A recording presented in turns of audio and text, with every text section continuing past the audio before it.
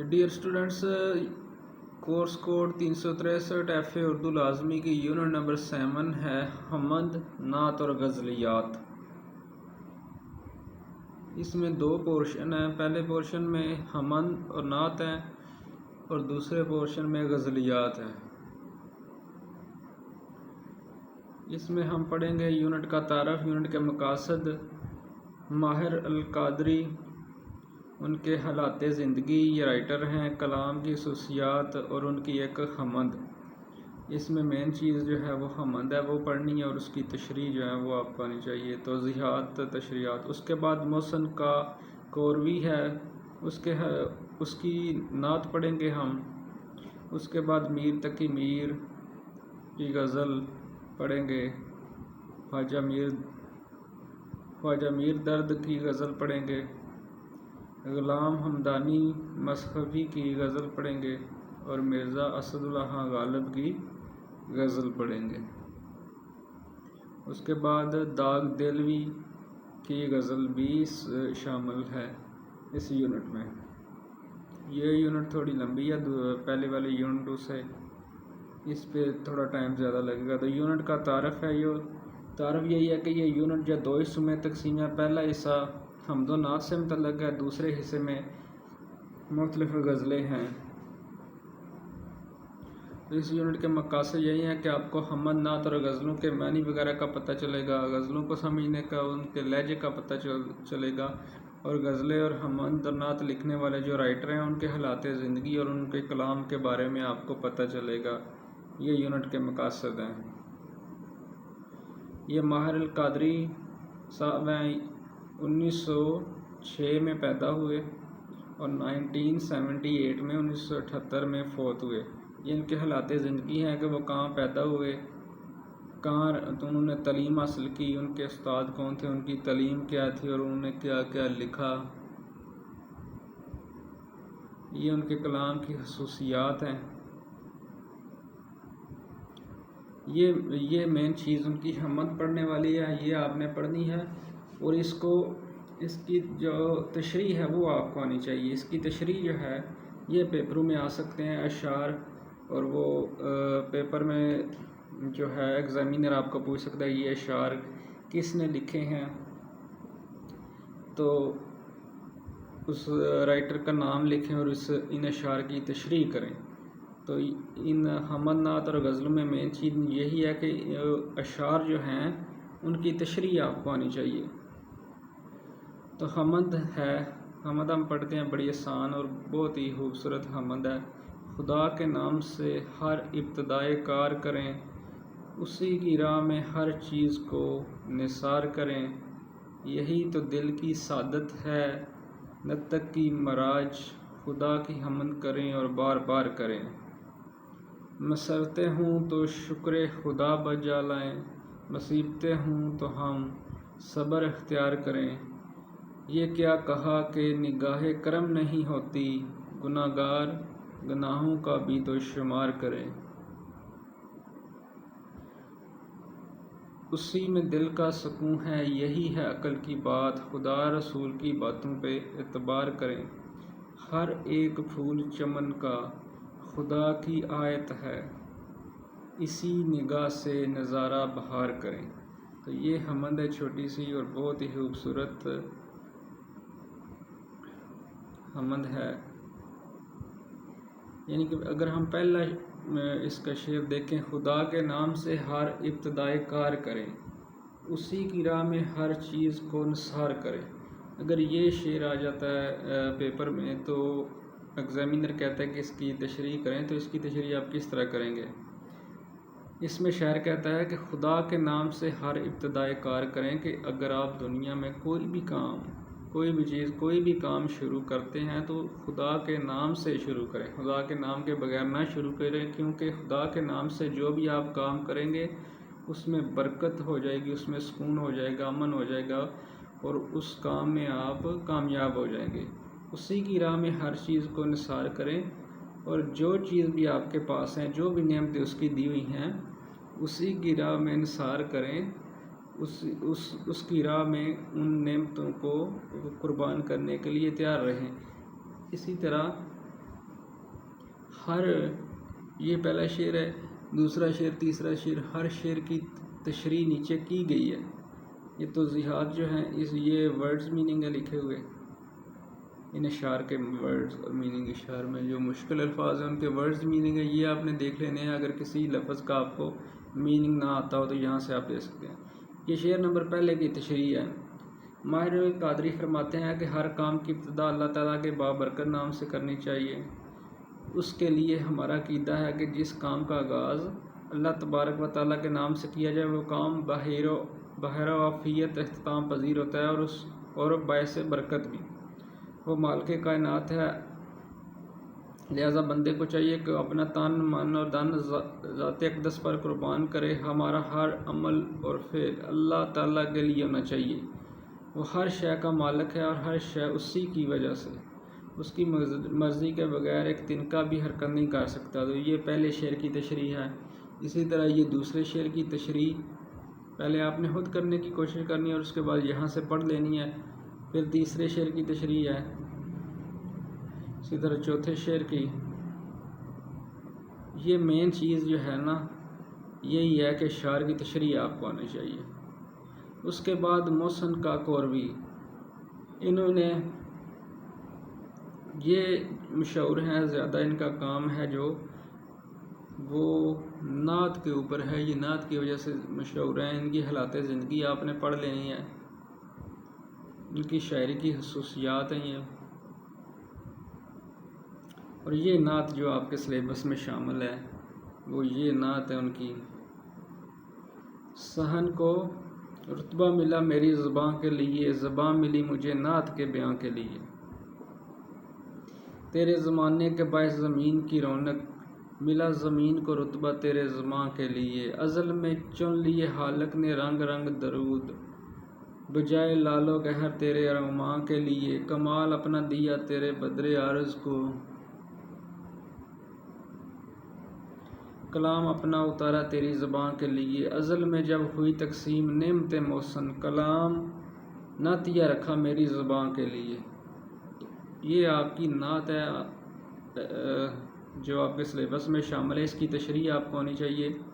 جس طرح پہلے شعر میں وہ کہتا ہے کہ صحن کو رتبہ ملا میری زباں کے لیے، یعنی صحن شاعری کو رتبہ ملا میری زباں کے لیے، شاعری کو یہ رتبہ اتنا زیادہ ملا اس لیے کہ میں شاعری لکھ سکوں، زبان ملی مجھے نعت کے بیان کے لیے۔ اور کہتا ہے کہ اللہ تعالیٰ نے مجھے یہ جو زبان عطا کی ہے وہ صرف اور صرف اس لیے دی ہے کہ میں آپ صلی اللہ علیہ وآلہ وسلم کی تعریف بیان کر سکوں، نعت بیان کر سکوں، نعت لکھ سکوں۔ تیرے زمانے کے باعث زمین کی رونق، ملا زمین کو رتبہ تیرے زماں کے لیے۔ تو رائٹر کہتا ہے کہ آپ صلی اللہ علیہ وسلم کے زمانے کے لیے، آپ صلی اللہ علیہ وسلم کو دنیا میں لانے کے لیے زمین میں رونق پیدا کی گئی، زمین کو رونق ملی، زمین میں ساری نعمتیں جو اللہ تعالیٰ نے دی وہ آپ صلی اللہ علیہ وسلم کو زمین پہ لانے کے لیے، آپ صلی اللہ علیہ وسلم کے زمانے کو لانے کے لیے، اور آپ صلی اللہ علیہ وآلہ وسلم کی وجہ سے زمین کو رتبہ ملا اور ساری رونقیں ملی اور ساری نعمتیں ملی۔ اس طرح یہ سارے اشعار ہیں لکھے ہوئے، اور ان کا یہ جو نیچے جو ہے تشریح لکھی ہوئی ہے، ایک ایک شعر کی تشریح لکھی ہوئی ہے، یہ آپ نے آرام سے پڑھ لینا ہے، یہ تشریح آپ کو یاد ہونی چاہیے۔ اس کے بعد میر تقی میر آ گیا، اس کے سب سے پہلے انہوں نے حالات زندگی بتائے ہیں۔ اس کے بعد شاعری کی خصوصیات بتائی ہیں کہ اس کی شاعری میں غم دورہ ہے، غم جانا ہے، تصوف ہے، انداز بیاں، اپنے دور کی عکاسی ہوئی ہے ان کی شاعری میں، زبان و بیان کی سادگی سے کام لیا انہوں نے۔ اور یہ غزل جو ہے یہ آپ کی اس یونٹ میں ہے۔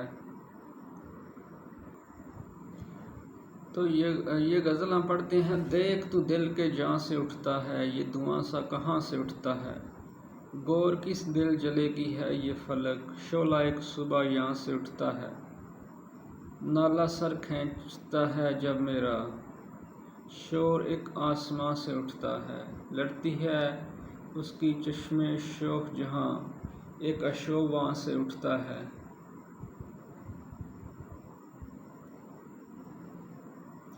بیٹھنے کون دے ہے پھر اس کو جو تیرے آستاں سے اٹھتا ہے۔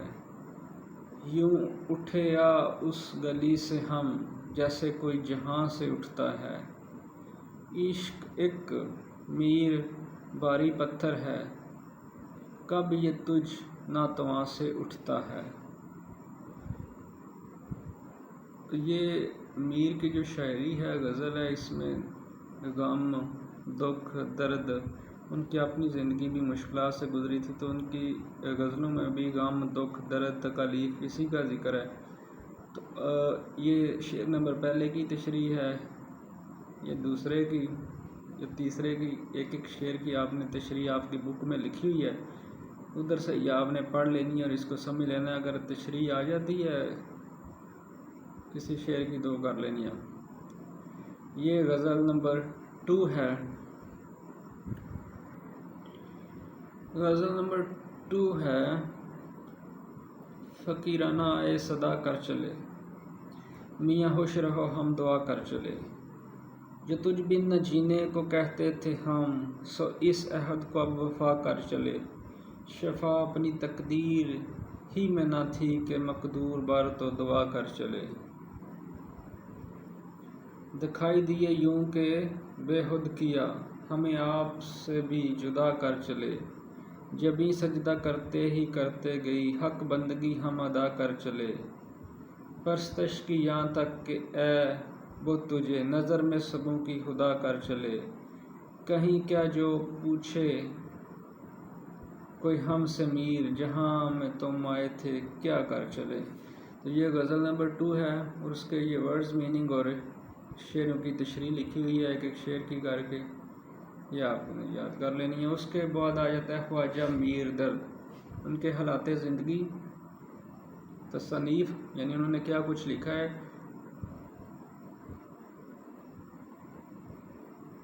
یہ ان کی شاعری کی خصوصیات،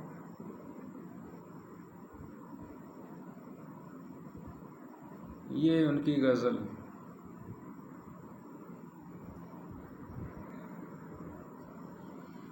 یہ غزل پڑھتے ہیں ہم تجھ سے کس ہوس کی فلک جستجو کریں، دل ہی نہیں رہا جو کچھ آرزو کریں، مٹ جائیں ایک آن میں کثرت نمایاں، ہم آئینے کے سامنے جب آ کے خو کریں، تر دامنی پہ شیخ ہماری نہ جائیو، دامن نچوڑ دیں تو فرشتے وضو کریں، سر تا قدم زبان ہیں جوں شمع گو کہ ہم، پر یہ کہاں مجال جو کچھ گفتگو کریں،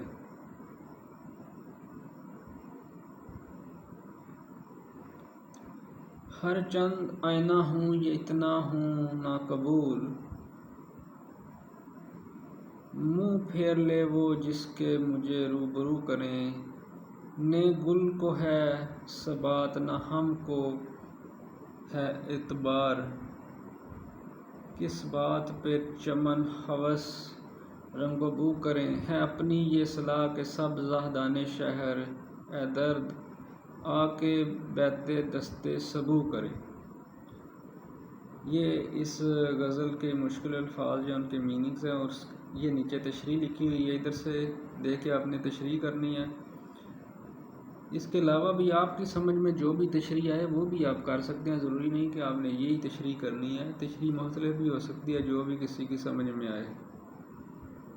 آگے غلام حمدانی مصحفی، یہ ان کے حالات زندگی، تصانیف، کون کون سی انہوں نے کتابیں لکھی ہیں، یہ ان کی شاعری کی خصوصیات ہیں۔ یہ غزل ہے،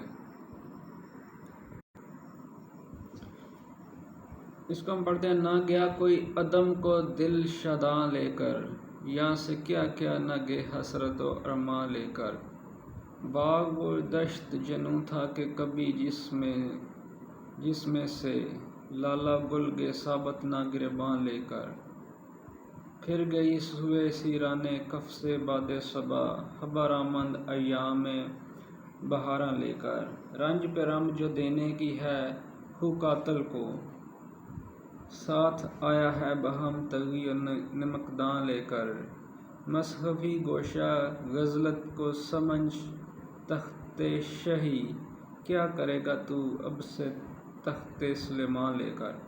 تو یہ غزل کے مشکل الفاظ کے میننگز،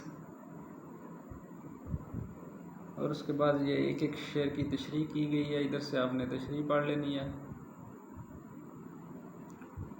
اس کے بعد ہے مرزا اسد اللہ خان غالب، یہ ان کی شاعری کی خصوصیات ہیں، یہ دیکھ لینی ہے آپ نے۔ اس کے بعد یہ ان کی غزل جو آپ کے سلیبس میں شامل کی گئی ہے، اس کو ہم پڑھتے ہیں۔ یہ نہ تھی ہماری قسمت کے وصال یار ہوتا، اگر اور جیتے رہتے یہی انتظار ہوتا، تیرے وعدے پر جیسے ہم تو یہ جان چھوٹ جانا، کہ خوشی سے مر نہ جاتے اگر اعتبار ہوتا، کوئی میرے دل سے پوچھے تیرے تیر نم کش کو، یہ حلش کہاں سے ہوتی جو جگر کے پار ہوتا، یہ کہاں کی دوستی ہے کہ بنے ہیں دوست نہ سے، کوئی چارہ ساز ہوتا کوئی غم گسار ہوتا، کہوں کس سے میں کہ کیا ہے شب غم بری بلا ہے، مجھے کیا برا تھا مرنا اگر ایک بار ہوتا، ہوئے مر کے ہم جو رسوا ہوئے کیوں نہ غرق دریا، نہ کبھی جنازہ اٹھتا نہ کبھی مزار ہوتا، یہ مسائل تصوف یہ تیرا بیان غالب، تجھے ہم ولی سمجھتے جو نہ بادہ خوار ہوتا۔ یہ اس کے الفاظ میں نہیں، اس کے بعد تشریحات ہیں کہ شعر کی، یہ آپ نے ادھر سے پڑھ لینی ہے۔ دوسری غزل یہ ہے،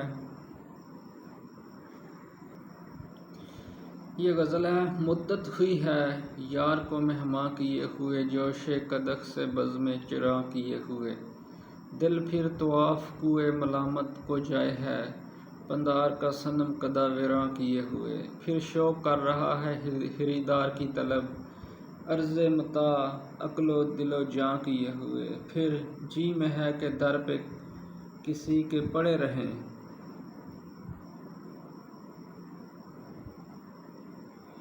سر زیر بار منت درباں کیے ہوئے، جی ڈھونڈتا ہے پھر وہی فرصت کہ رات دن بیٹھے رہیں تصویر جاناں کیے ہوئے، غالب ہمیں نہ چھیڑ کے پھر جوش اشک سے بیٹھے ہیں ہم تہیے طوفاں کیے ہوئے۔ تو یہ الفاظ میں نہیں ہے، اس کے بعد تشریح ادھر سے آپ نے دیکھنی ہے ان اشعار کی۔ اس کے بعد داغ دلوی، ان کے حالات زندگی، تصانیف، شاعری کی خصوصیات ہیں،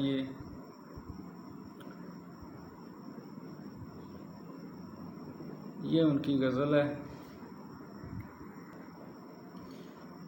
ان کی غزل ہے، دور ہی دور سے اقرار ہوا کرتے ہیں، کچھ اشارے سرے دیوار ہوا کرتے ہیں،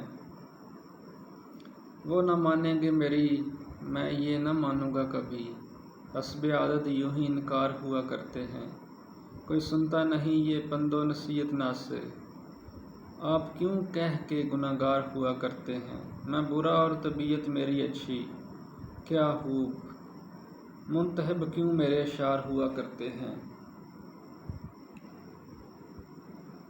داغ نے خط غلامی جو دیا فرمایا ایسے ہی لوگ وفادار ہوا کرتے ہیں۔ یہ ان اشعار کی تشریح ہے نیچے۔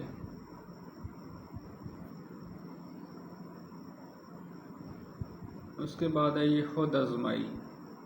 اب ہم خود آزمائی کی طرف دیکھتے ہیں، ان سوالات کے جوابات۔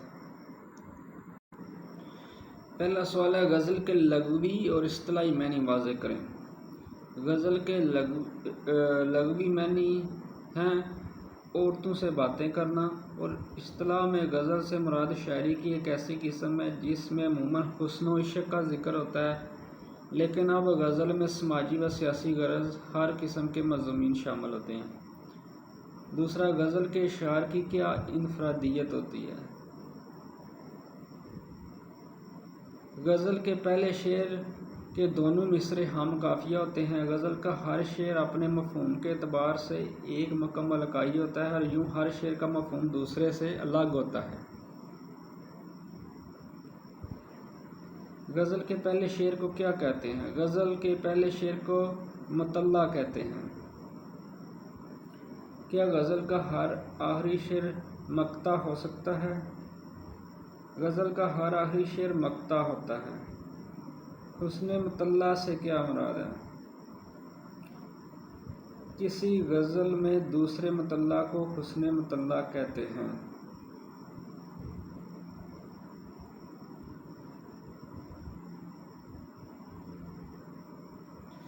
میر تقی میر کی شاعری میں موجود درد اور غم کے بارے میں مولوی عبدالحق کی کیا رائے تھی؟ میر تقی میر کی شاعری میں موجود درد اور غم کے بارے میں مولوی عبدالحق کی رائے ہے کہ ان کا ہر شعر ایک آنسو ہے اور ہر مصرع خون کی ایک بوند۔ آگے 7واں ہے نکات الشعراء کس قسم کی تصنیف ہے؟ نکات الشعراء اردو شاعروں کا تذکرہ ہے۔ میر کی غزلوں کی نمایاں خوبیاں بیان کریں۔ تو میر کی غزلوں میں غم دورہ کے ساتھ غم جانہ کا حسین امتزاج پایا جاتا ہے۔ اوپر جب میر کی شاعری کے اوپر میر کی غزلوں کی خصوصیات جو بیان کی گئی ہیں آپ کو وہاں سے دیکھنی چاہیے۔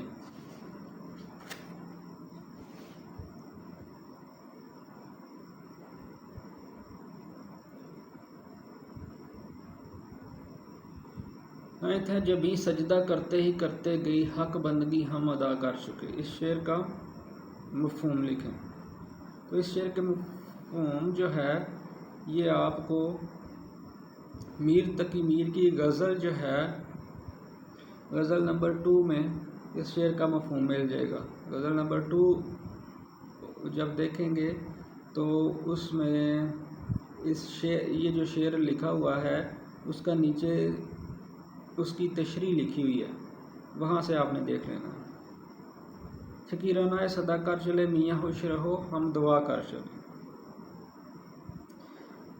تو یہ بھی میر تقی میر کی غزل میں سے ہی ہے، ادھر سے آپ نے اس کی تشریح دیکھ لینی ہے۔ آگے محفل میں شاہ عالم کے پاؤں پھیلا کر بیٹھنے پر میر درد نے کیا کہا؟ ایک مرتبہ شاہ عالم میر درد کی بزم سما میں چلے آئے، پاؤں میں درد تھا، پاؤں پھیلا کر بیٹھ کے میر درد کو ناگوار ہوا۔ بادشاہ نے عذر کیا کہ مجبور ہوں، پاؤں میں تکلیف ہے، تو میر درد نے فرمایا طبیعت ناساز تھی تو تکلیف کرنے کی کیا ضرورت تھی۔ اگر میر درد کی شاعری کا بنیادی موضوع کیا ہے؟ میر درد کی شاعری کا بنیادی موضوع عشق حقیقی ہے۔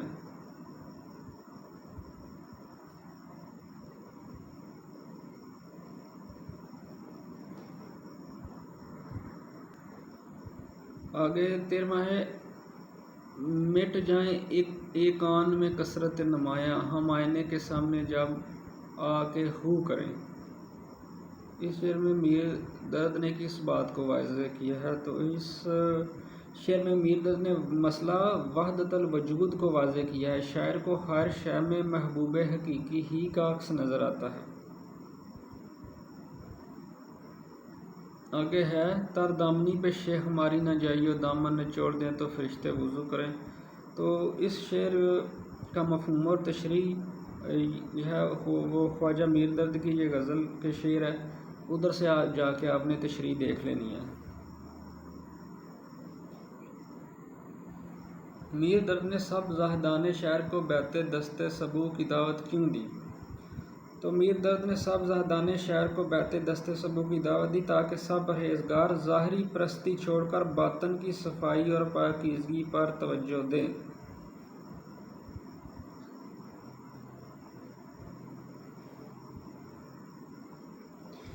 مثنوی کی غزل کی خصوصیات جو ہیں یہ مصحفی کی جو ان کا بایو ڈاٹا لکھا ہوا ہے اس کی تصنیف کی جو خصوصیات ہیں ادھر سے جا کے آپ نے پڑھنا ہے۔ آگے ہے حضرت موہانی نے مصحفی کے بارے میں کیا کہا؟ حضرت موہانی نے مصحفی کے بارے میں کہا کہ میر و مرزا کے بعد کوئی استاد ان کے مقابلے میں نہیں جچتا اور وہ ہماگیر رنگ و صحن کی وجہ سے اپنے ہم عصروں میں سب سے بڑھ کر ہیں۔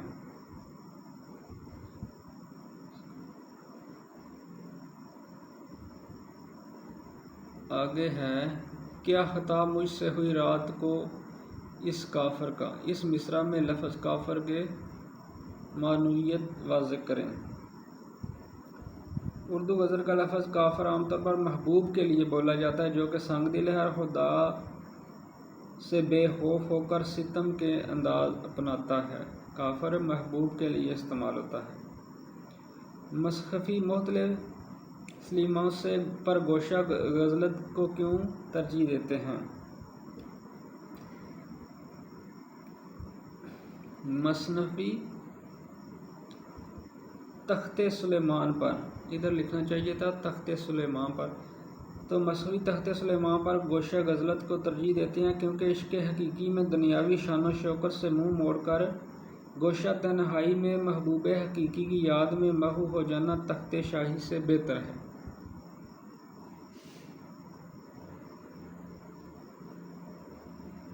اردو شاعری میں آج تک غالب کی ہم سری کیوں ممکن نہ ہو سکی؟ غالب کی شاعری جدت خیال اور اسلوب کے لحاظ سے اتنی بلند ہے کہ آج تک کسی سے ان کی ہم عصری ممکن نہ ہو سکی۔ غالب کی شاعری کو کتنے ادوار میں تقسیم کیا جا سکتا ہے؟ غالب کی شاعری کو 3 ادوار میں تقسیم کیا جا سکتا ہے۔ غالب کے نزدیک غرقِ دریا ہونے کا کیا فائدہ ہے؟ غالب کے نزدیک غرقِ دریا ہونے کا فائدہ یہ ہے کہ اس طرح نہ جنازہ اٹھتا ہے نہ قبر بنتی ہے اور یوں بے نام و نشاں ہونے سے رسوائیوں سے جان چھوٹ جاتی ہے۔ شوق کس سامان کے ساتھ خریدار کی طلب کرتا ہے؟ شوق یعنی عشق متاع عقل و دل و جاں کے ساتھ خریدار کی طلب کرتا ہے۔